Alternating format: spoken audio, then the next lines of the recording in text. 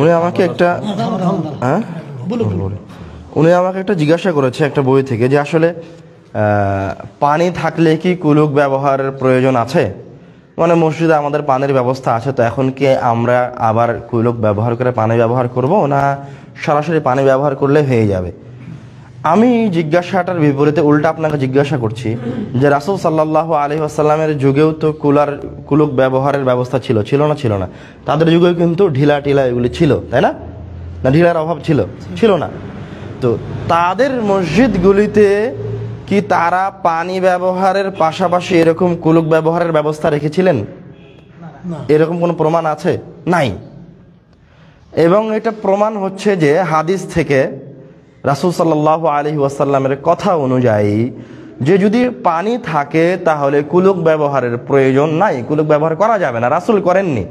আর যেহেতু আমি আপনি রাসূলের চেয়ে বেশি পরহেজগার নই, আমি আপনি যদি রাসূলের চেয়ে বেশি পরহেজগার হতে যাই তাহলে কি করলাম? আমার রাসূলকে অপমান করলাম। বুঝতে পারেননি? মানে বিদআত জিনিসটা কি? বিদআত জিনিসটা হচ্ছে রাসূলের চাইতে বেশি ইবাদত করা, বেশি বোঝা এবং রাসূলের চাইতে বেশি ইবাদত করতে চাওয়া। যখনই কোনো ব্যক্তি রাসূলের চাইতে বেশি ইবাদত করতে যাবে বা রাসূলের চাইতে বেশি পরহেজগারিতা দেখাতে যাবে, তখনই সে তার রাসূলকে অপমান করলো।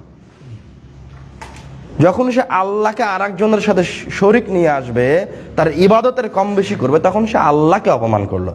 তো রাসূল যেহেতু সরাসরি পানি ব্যবহার করেছেন, কোনো প্রমাণ নাই যে রাসূল সাল্লাল্লাহু আলাইহি ওয়াসাল্লামের কাছে পানি থাকা অবস্থায় তিনি কুলুক ব্যবহার করেছিলেন, যদিও তো তাদের কাছে কুলুকের কোনো অভাব ছিল না। সুতরাং এটা প্রমাণ করে যে আমাদের কাছে যদি পানির ব্যবস্থা থাকে তাহলে কোনোভাবেই কুলুক ব্যবহার করা যাবে না, পানি দিয়েই ইস্তেঞ্জা সম্পূর্ণ করতে হবে।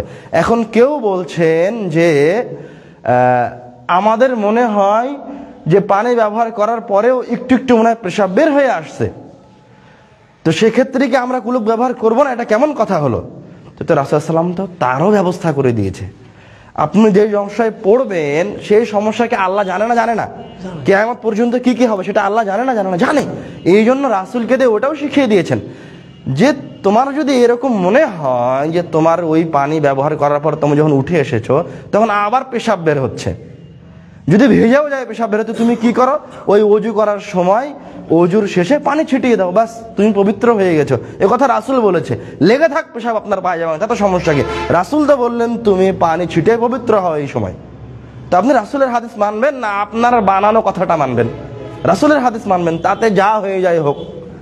আপনি কুলুক কখন ব্যবহার করবেন? যখন পানি নাই। রাসূলের কাছে যান, পানি ছিল না তখন কুলুক ব্যবহার করেছে, আপনিও তাই করবেন। কুলুক থাকা অবস্থায় পানি থাকা অবস্থায় কুলুক ব্যবহার করা যাবে না।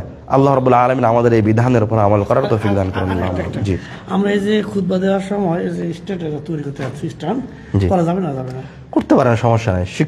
বক্তার সহজতার জন্য সুবিধার্থে, যেহেতু অনেক বক্তা দেখে কথা বলেন, রাখতে পারেন, সমস্যা নেই। প্রশ্ন করছিলাম মানে আমরা তবে লাঠিটা হাতে রাখা সুন্নাত, সামনে কিছু রাখলেও লাঠিটা হাতে নেওয়া সুন্নাত। জি, ও যেটা বলছিলাম যে পেশাবখানার সামনে একটা ছোট্ট বাটি রাখা হয়েছে, টিস্যু রাখা, বন্ধ করে দাও। তো টিস্যু রাখা যাবে না এটা বলছিলাম।